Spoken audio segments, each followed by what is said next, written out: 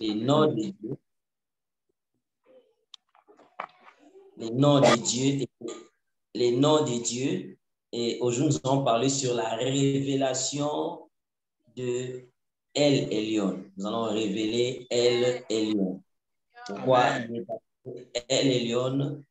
Pourquoi Dieu est El Elyon? J'aimerais que nous prenions nos Bibles dans Genèse chapitre 14, versets 18 à 20. Genèse 14, 18 à 20. Pour ceux qui ont des Bibles peuvent lire, mais je ne vais pas lire par raison du temps. Je vais directement donner l'explication de... Je vais directement donner l'explication. Je vais directement donner l'explication de ce programme. Je vais directement donner toute l'explication de ce qui est écrit. Ici, il est question de Melchisedec qui vient rencontrer Abraham après la victoire contre le roi Kedalaomer.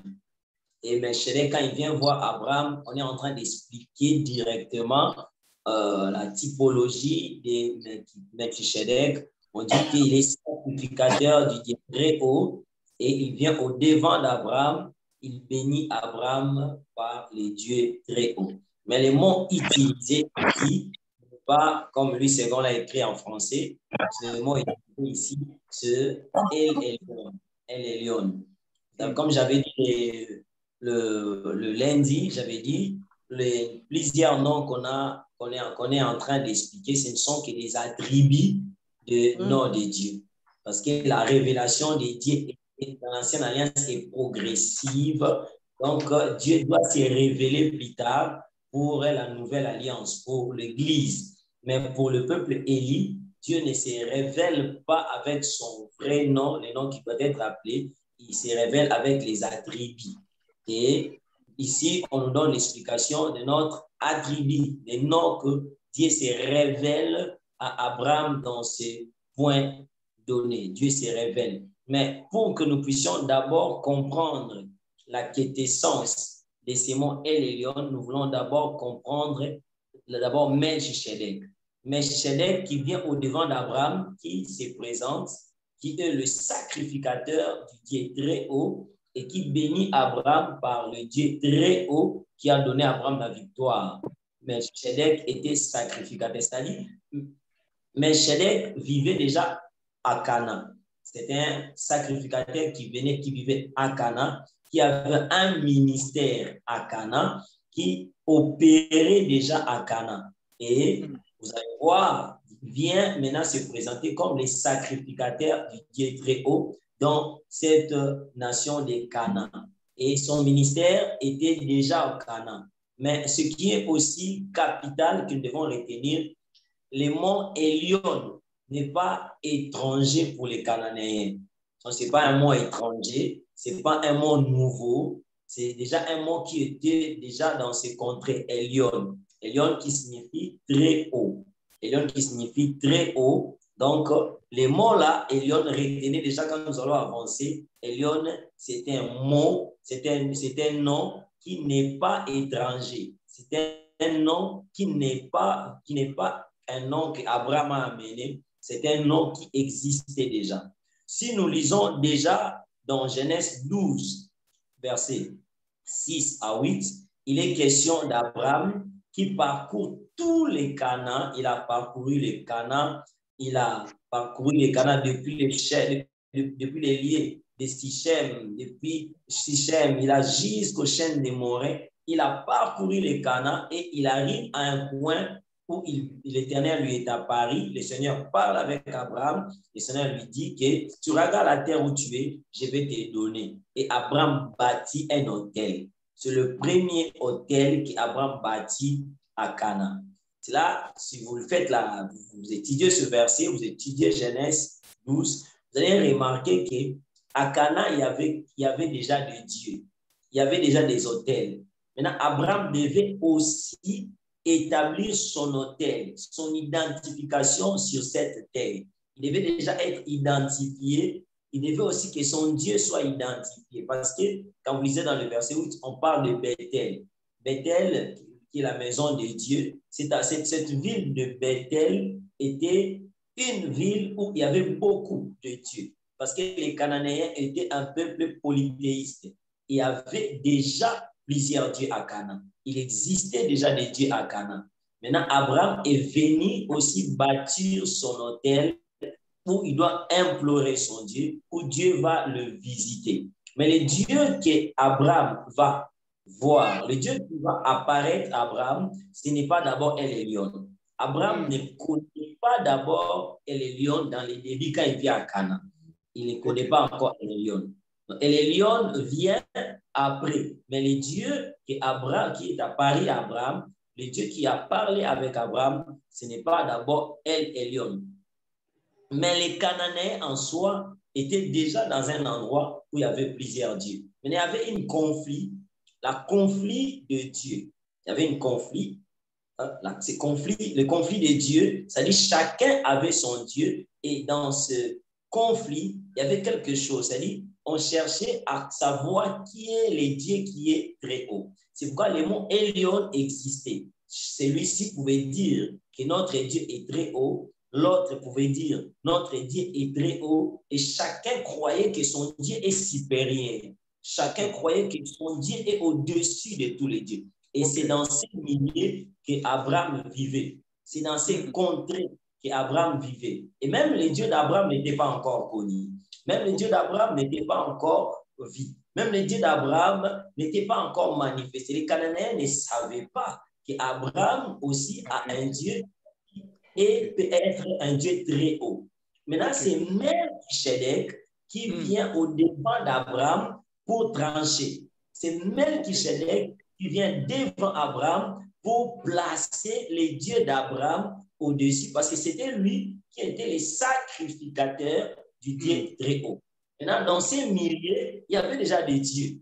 Chacun avait son Dieu. Mais pourquoi cette nuance? Pourquoi Melchisedec vient au devant d'Abraham pour le bénir? Pourquoi il vient vers Abraham pour parler à Abraham?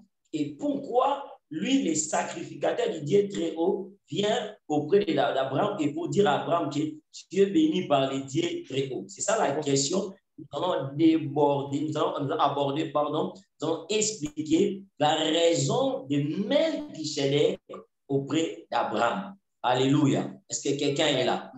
Amen. Amen. Amen. Amen. C'est-à-dire, Melchisedec n'est pas venu avant la victoire d'Abraham. OK. Il n'est pas venu quand Abraham a bâti l'autel à Sichem, à Bethel. Il n'est pas venu quand Abraham est venu à Canaan. Mais il est venu précisément après la victoire des rois Kedalaomer. J'aimerais maintenant vous expliquer la raison du venir de Melchisedec auprès d'Abraham. Qu'est-ce qui s'est passé dans ces milieux? Kedalaomer était un roi puissant. Kedalaomer, dans Genèse 14, était un roi puissant. Il était comme la grande puissance. C'est comme les États-Unis d'Amérique aujourd'hui. C'est comme, on peut dire, une grande puissance. Personne ne pouvait contester contre son autorité. Maintenant, les rois de Sodome et de Gomorrhe en avaient marre d'être toujours dominés par Kedalaomer. Les rois des environs ne voulaient plus être sous l'autorité de Kedalaomer et voulait s'opposer à Kedalaomer. C'est alors que Kedalaomer a pris avec lui 4 autres rois qui ont fait le nombre de 5 rois et qui sont venus combattre 4 autres rois, les rois de Sodome et Gomorrhe et d'autres 2 rois qui se sont alliés et qui ne voulaient plus être sous la domination de Kedalaomer. C'est alors qu'il y a eu guerre entre Kedalaomer et ses associés et les rois de Sodome et Gomorrhe et leurs associés. Dans cette guerre, le roi Kedalaomer était vainqueur. Mais non pas seulement il était vainqueur, il a aussi pris des esclaves. Et parmi ces esclaves, le frère d'Abraham, Lot, s'y trouvait. Alors qu'il les a amenés. Il y avait un des rescapés qui est revenu et dit à Abraham que ton frère Lot a été amené comme esclave par Kedalaomer. C'est ça maintenant le problème. Kedalaomer est un roi qui représente une nation Kedalaomer est associé à 4 rois qui représentent 4 nations, image des 5 nations qui venaient d'avoir une grande victoire. Maintenant, Abraham se prépare pour aller au combat. Abraham amène 318 hommes. 1. Qui n'ont jamais été des guerriers. 2. Qui n'ont jamais vu la guerre, qui n'ont jamais combattu. 3. Qui ne sont que des serviteurs d'Abraham, des serviteurs de sa maison. Maintenant, Abraham va à la guerre. Il va combattre avec 318 personnes pour gagner 5 nations. C'est-à-dire les militaires des 5 nations. Or, dans toutes ces nations, déjà dans l'époque, il y avait des divinités. Chaque nation avait son dieu. Il avait un dieu. Maintenant, les dieux de Kedalaomer étaient les dieux puissants. Ils paraîtraient comme les très hauts, comme Elion, les très hauts. C'est avec sa puissance qu'il pouvait gagner toute bataille, il pouvait vaincre tout le monde. Et tout le monde avait peur de Kedalaomer. Maintenant, Abraham va avec 318 personnes et il va gagner la bataille et puis délivrer son frère Lot. Non pas seulement son frère Lot, il délivre les esclaves et il ramène aussi quelques biens. Et Kedalaomer a pris fuite avec 318 personnes. Le bruit de la victoire d'Abraham a parcouru les Canaan. C'est alors que Melchisedec vient au-devant d'Abraham. Il a constaté cette victoire. Comment avec 318 personnes, tu peux avoir la victoire face à 5 nations, face aux guerriers, aux soldats, aux gens qui ont déjà gagné la guerre, qui ont commis qui ont réussi des grandes victoires. Comment avec 318 personnes, tu peux faire ces exploits? Le roi de Salem, Melchisedec, les sacrificateurs du Très-Haut, a directement compris que la seule personne qui a la capacité de faire avec 318 personnes pour gagner 5 nations, c'est seulement Elion. C'est là où est née la nation de Elion. Parce que Elion existait, qui était très haut. Mais Melchisedec dit maintenant, le Dieu d'Abraham qui a donné la victoire et il est le Dieu très haut. C'est-à-dire qu'il dépasse les très hauts de ces 5 nations. C'est là où pour la première fois, le mot El Elyon. Pourquoi El Elyon? Parce qu'il devait trancher. Afin qu'à Canaan, on sache, malgré qu'on a des dieux, chacun a sa divinité, a ses dieux.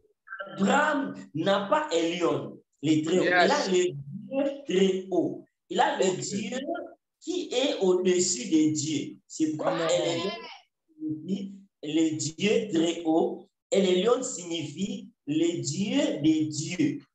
Le Dieu des dieux. El Elyon signifie le Seigneur des seigneurs. El Elyon signifie le roi des rois. El Elyon est positionné et le nom de Dieu qui peut être cité là où il y a les défis de plusieurs dieux. C'est le combat des dieux. Ce n'est pas le combat des humains.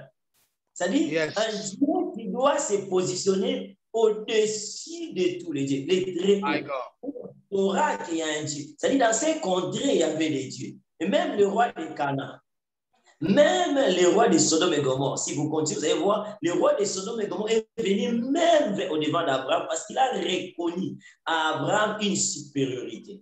Il a reconnu à Abraham quelque chose qui ne pouvait pas être expliqué. Ton Dieu est différent. El Elyon est le Dieu très haut par sa position face à d'autres dieux. Il est Elyon est le Dieu qui est sur tout ce qui est créé. C'est-à-dire, si dans l'eau, il y a un Dieu, El Elyon est le Dieu des dieux des eaux. Dieu des eaux, yes. Si dans la forêt, il y a un Dieu, El Elyon est le très haut des dieux des forêts. Si dans les nécros, dans la cimetière, il y a un Dieu, El Elyon est le très haut des dieux de cimetière. Si dans votre famille, il y a un Dieu, El Elyon est le Dieu très haut des dieux de votre yes. Come on. Dieu de votre l'air. millier. Il y a un Dieu, un lion et les dieux très hauts des dieux de votre millier. Est-ce que je parle à quelqu'un? Amen. Amen. Amen. Amen. C'est-à-dire que dans la main est venu trancher.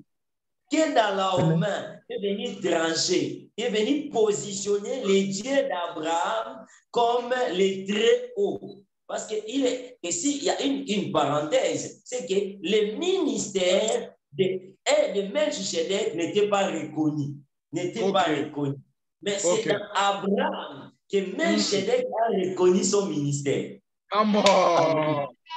C'est dans Abraham que Melchisedec a reconnu que son Dieu, c'est réellement le Dieu de ses frères, qui travaille dans la vie de ses frères. Je suis en train de prophétiser déjà et les lions dans la vie de quelqu'un. Les dieux de sa femme doivent être reconnus, les très hauts des dieux de votre famille. Alléluia. Oh, yes. Les dieux de prière et famille doivent être reconnus, les très hauts des dieux de vos familles. Amen. Alléluia. Yes. Amen. C'est que Melchisedec est venu. Et j'aimerais déjà dire à quelqu'un, déjà que tu dois savoir qu'aujourd'hui, et pendant ces programmes, nous sommes venus positionner ton Dieu comme Elion dans ta famille pour dire que ton Dieu est le très haut des dieux de ta famille. Mon Dieu. On peut te parler de tous les noms de Dieu, on peut t'expliquer de tous les noms de Dieu, mais retiens déjà que ton Dieu est le très haut. Oh my God. Alléluia. Yes. Maintenant, il y a aussi une autre nuance. Dans Psaume 78, verset 35, il est écrit ceci. Ils se souviennent que Dieu était leur rocher, que le Dieu très haut était leur libérateur. Voilà, ici, pour le psalmiste, les lions et les dieux libérateurs. C'est-à-dire, peu importe les dieux qui peuvent vous bloquer, peu importe le Dieu qui peut vous freiner. Si un lion ne se présente, il est le très haut de ces dieux. Il a le mandat, le pouvoir de vous libérer de ces blocages. Parce que c'est lui le très haut. Donc, il est reconnu comme les lions, les libérateurs. Il dit, il se souvient que Dieu était leur rocher, que les dieux très hauts étaient leur libérateurs. C'est-à-dire, les lions agit aussi dans l'animation de la libération. Amen. Yes. Fini. Là où c'est bloqué, là où on dit que c'est fini. Parce que la personne qui vous a bloqué est puissante. Si les lions se présente, il est le libérateur. Parce qu'il est le très haut de cette personne. Il est celui qui est au-dessus. Ça veut dire qu'on peut vous bloquer même aux États-Unis, en Australie. On peut vous mettre, mais si les lions décide de vous libérer, il vous libérera pas. Très haut de celui qui vous a bloqué. Et Elion est aussi un dieu que même les Babyloniens ont célébré. Même les Babyloniens ont dit des choses. Dans Daniel 4:34, vous allez voir, si vous lisez tout le chapitre, le roi Nebuchadnezzar a fait un rêve. Et sur son rêve, il a vu un arbre géant dont la cime touchait le ciel. Et les oiseaux d'ici, de la terre, des cieux et des animaux de la terre venaient se réfugier sur son ombrage. Il n'a pas connu l'explication, il n'a pas eu l'explication. Il a demandé l'appel de Daniel et venir. Okay? Mais quand vous allez voir que le Dieu très haut et les lions a décidé de frapper Nebuchadnezzar de la folie. Maintenant, quand vous lisez cette histoire, vous n'allez pas comprendre parce que la Bible ne le dit pas tout. Mais quand vous essayez de mieux comprendre, vous allez déceler quelque chose. Qu'est-ce qui s'est passé? Nebuchadnezzar avait un dieu qu'on appelait Nebo. Le dieu Nebo est le dieu de l'occultisme. Le dieu Nebo est le dieu qui donnait la force à Nebuchadnezzar pour qu'il soit le roi qui a le pouvoir de gagner, le pouvoir de prendre des captifs partout où il veut.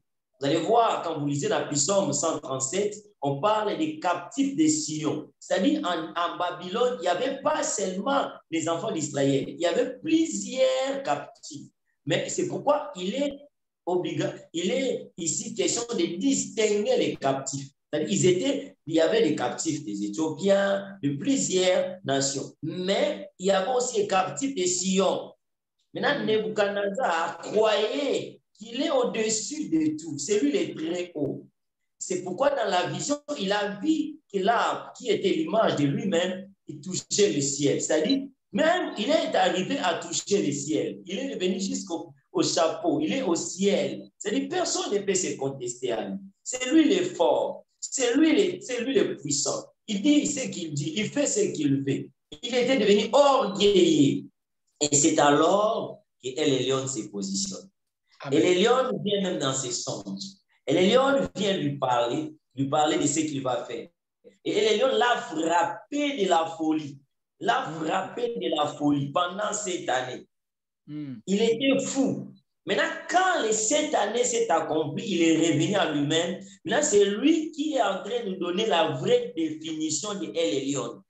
Qu'est-ce que Nebuchadnezzar dit? Il dit ceci.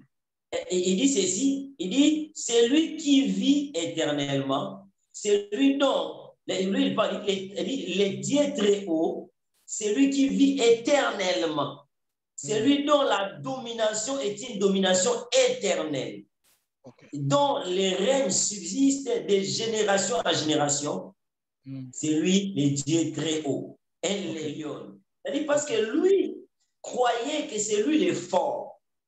Lui croyait que c'est lui le roi. Lui croyait que c'est lui qui a le dernier mot. Maintenant, il n'a pas compris comment Nebo n'a pas pu les protéger face à la puissance et à la domination de El Elyon. Au point qu'il est devenu fou. Au point qu'il a été trempé dans l'eau de la pluie comme tous les fous de son royaume. Comment il a été abandonné de sa maison. Comment il a perdu sa gloire pendant cette année. Nebo n'a pas pu faire quelque chose. Parce que El Elyon, le très haut, a décidé de montrer à Nebuchadnezzar que malgré ton autorité, malgré ta position, il y a un Dieu au-dessus de toi. J'aimerais déjà dire à quelqu'un, si tu es né dans une famille d'occultisme, où il y a tellement de réalités, où tu vois que c'est fini, où on vous dit des choses. Je t'annonce qu'en Babylone, il y avait beaucoup de réalités. Mais le Dieu de Daniel était là comme El Elyon, qui s'est manifesté au point que Nebuchadnezzar a attrapé la folie. Si El Elyon se présente dans la famille où il y a l'occultisme, si El Elyon se présente dans l'endroit où il y a l'occultisme, sachez-le, mes bien-aimés, que El Elyon, le très haut, se positionnera pour humilier le Dieu qui est là. C'est comme j'avais dit le lundi. C'est-à-dire, les attributs, les noms de Dieu nous fait entrer dans les programmes de la vie. Dans les programmes de vie. C'est-à-dire, quand El Elyon se présente dans votre vie, vous entrez dans les programmes de Dieu. C'est pourquoi, des fois, Maman Nadège, Mouma a chanté El Elyon, dans tes bras, je suis rassuré. El Elyon, en toi, il n'y a plus de douleur. Comment El Elyon, en toi, il n'y a plus de douleur? Parce que qui peut se contester? Qui peut te ravir? Qui peut te combattre? Qui peut te tuer? Qui peut te voler? Parce que El Elyon est ton Dieu. Alléluia. Est-ce que tu parles à toi? El Elyon travaille. Même là où il y a, la sommité de l'occultisme. El Elyon est au-dessus de l'occultisme. Là où vous regardez de vos yeux, vous disiez c'est fini. Vous disiez waouh, donc nous sommes bloqués. El Elyon est au-dessus. Il est le très haut de l'occultisme. Parce que Babylone est le bassin de l'occultisme. Babylone représente l'occultisme. Mais El Elyon a fait du roi de Babylone un fou. C'est-à-dire, là où l'occultisme s'est enraciné, a mis des racines, est arrivé même jusqu'au niage. Je te dis, mon frère, si El Elyon est ton Dieu, il va humilier le Dieu de l'occultisme qui s'oppose à votre vie, qui s'oppose à votre famille, qui s'oppose. Parce que El Elyon, quand il se présente, il y a toujours des choses. Nous allons les lire même dans Marc 5, versets 1 à 4. Jésus traverse l'eau, il va dans la ville des Gadaréniens et il rencontre un fou sur le chemin, ce fou qui était dans le sépulcre. Ce fou se présente devant Jésus et il avait dit qu'il était un démoniaque. Il était possédé par les démons. Il avait des chaînes qu'il lui rompait. Ici, il s'est fâché. Personne ne pouvait les dompter. Il avait une force terrible. Mais quand Jésus passait, le démoniaque a couru vers Jésus. Et voici les mots, la phrase des démoniaques. Qu'est-ce qu'il dit? Il dit, Jésus, qu'est-ce qu'il y a entre nous? Ne nous trouble pas. Toi, le Fils du Dieu très haut. Alléluia. Amen. Le démoniaque a vu à Jésus et les lions. Yes. Mais les gens de Gadara ne pouvaient plus les dompter. Même si on mettait des chaînes, ils brisaient les chaînes. Amen. Mais quand Jésus s'est présenté, il a dit, elle les lions, il a dit, tu es le Fils de Dieu très haut. Quand Jésus s'est présenté, quand Jésus est apparu, la délivrance du démoniaque était réelle. Alléluia. Quand Elion est là, la délivrance, même si vous êtes possédé par une légion des esprits, Come on. même si les démons sont plus nombreux. J'aime un homme de Dieu qui a dit le corps de l'homme ne peut être rempli que de l'Esprit de Dieu. Même si on réunissait tous les démons de la terre, ton corps ne sera pas rempli. C'est pourquoi la Bible est remplie du Saint-Esprit. Même si les démons, tu ne seras pas rempli. C'est pourquoi cet homme était rempli de plus de 450 à 600 démons, mais le corps n'était pas encore rempli. Il dit, nous sommes nombreux, mais quand elle est le Fils de Dieu très haut se présente, il ordonne. Vous allez voir même sur ces versets, les démons prient Jésus. Il dit, nous te supplions, ne nous envoie pas loin. Vous savez que c'était le très haut, la présence du très haut. Yes. C'est lui, on peut que supplier. Alléluia. Amen. Amen. Amen. Je suis en train de prophétiser les temps où les démons de ta famille vont commencer à te supplier. Laissez-nous, laissez-nous, laissez-nous, laissez-nous sortir. Alléluia. Come on, come on. Supplier les gens. Les gens vont commencer à supplier pour que vous puissiez témoigner Dieu. Alléluia. Est-ce que je parle? Amen.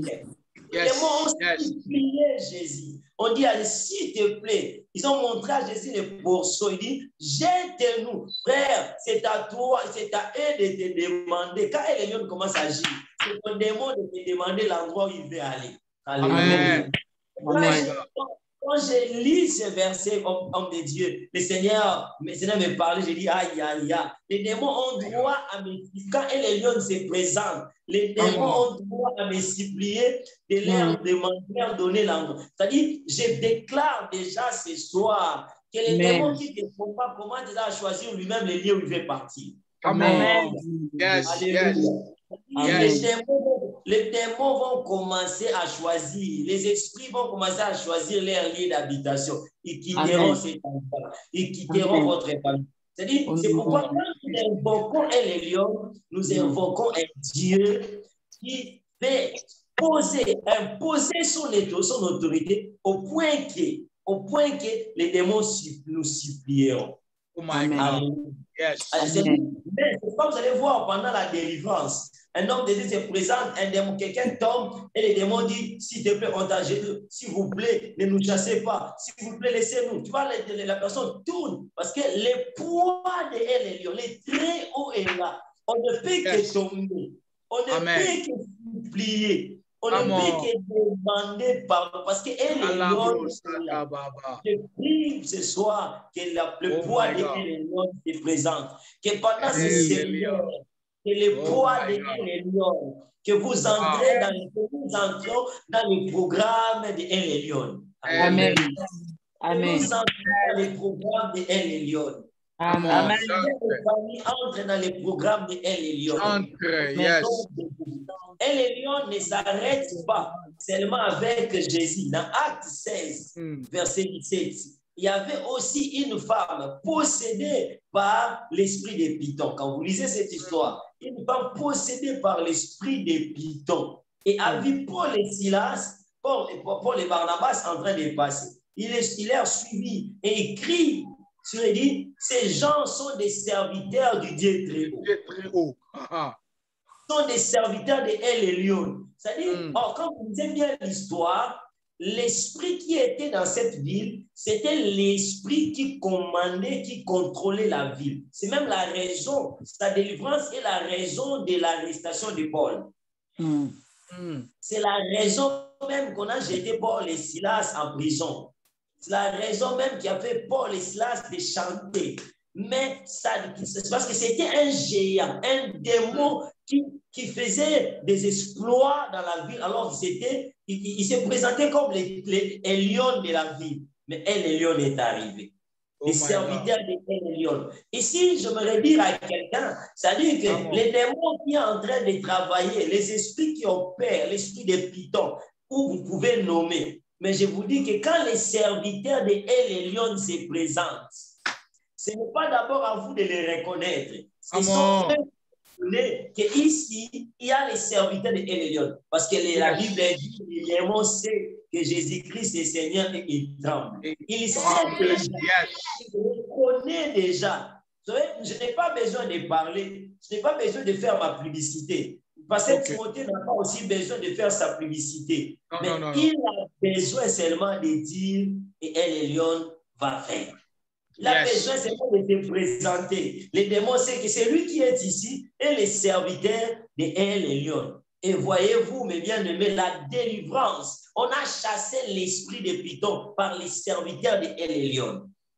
El Elyon est le Dieu de la délivrance. El Elyon impose son autorité même dans l'eau. Si vous avez des esprits de sirènes, les sirènes sont des chefs des eaux. Vous avez des esprits qui règnent dans les eaux. El Elyon, s'il est là, il est le très haut des dieux des eaux. Les pythons, qui est un esprit géant, El Elyon l'a dompté. C'est-à-dire, El Elyon, quand il se présente, c'est pour dire ceci, le très haut est là. Quand El Elyon vient, c'est pour dire ceci, le très haut est là. Je viens dire à quelqu'un que, oh, sache-le, c'est ici où j'ai fini mon message. C'est ici où j'aimerais dire à quelqu'un, écoute, Abraham, Melchizedek a reconnu El Elyon. Alléluia. En Jésus, les démons ont reconnu El Elyon. En Paul, la femme possédée a reconnu El Elyon. Je me dire à quelqu'un, c'est le temps où les gens, les démons vont reconnaître El Elyon en toi. C'est le temps où vont reconnaître El Elyon très haut. Là où ton père, ta mère, quelqu'un de ta famille a échoué, là où tes ancêtres ont échoué, là où les gens ont échoué, où les gens vont commencer à reconnaître que moi, je ne vais pas échouer. Parce que vous êtes les lions. Oui, frère, je voudrais dire à quelqu'un qui est malade, la maladie, si c'est sorcellérique, sache que les lions est là. Dans ses bras, attiré. Mon frère, ma soeur, toi qui es serviteur, toi qui es croyant de El Elyon, toi qui as crié au Dieu El Elyon, sache-le, et là où est El Elyon, tu es rassuré. Là où El Elyon, tu es en paix. C'est Abraham. Même si dans les débuts, on n'a pas reconnu ton Dieu. Même si dans les débuts, personne n'a reconnu ton Dieu. Mais la victoire que tu auras fera en sorte qu'on reconnaît que tu as Dieu. Elle a été reconnue après une victoire. Elle a été reconnue après une délivrance. Elle a été reconnue après une manifestation. Je prie ce soir. Je prie pour quelqu'un. Je déclare dans la vie de quelqu'un que ta victoire de reconnaître ton El Elyon, que tu as un Dieu très haut. Dans tes combats, que El Elyon vienne, afin qu'on sache que ton Dieu est différent des dieux que tes ancêtres ont prié. Ton Dieu est différent que les deux dieux que tes parents ont prié. Ton Dieu est différent des dieux que les membres de ta famille ont prié. Ton Dieu, c'est El Elyon. Pasteur, je me dire à quelqu'un, si on veut reconnaître El Elyon, mettez-lui un défi et vous reconnaîtrez. Si tu vois les défis dans ta vie, sache que El Elyon sera reconnu comme les dieux très hauts. Le Seigneur vous bénisse. Que le Seigneur vous bénisse. Au nom de Jésus, soyez bénis. Dieu vous bénisse. Est-ce que quelqu'un peut très bien acclamer le roi des rois? Est-ce que quelqu'un peut très bien acclamer El Elyon? Est-ce que quelqu'un peut crier El Elyon même pendant 10 secondes? Quelqu'un peut crier El Elyon. El Elyon. El Elyon. El Elyon. El Elyon. Oh my God.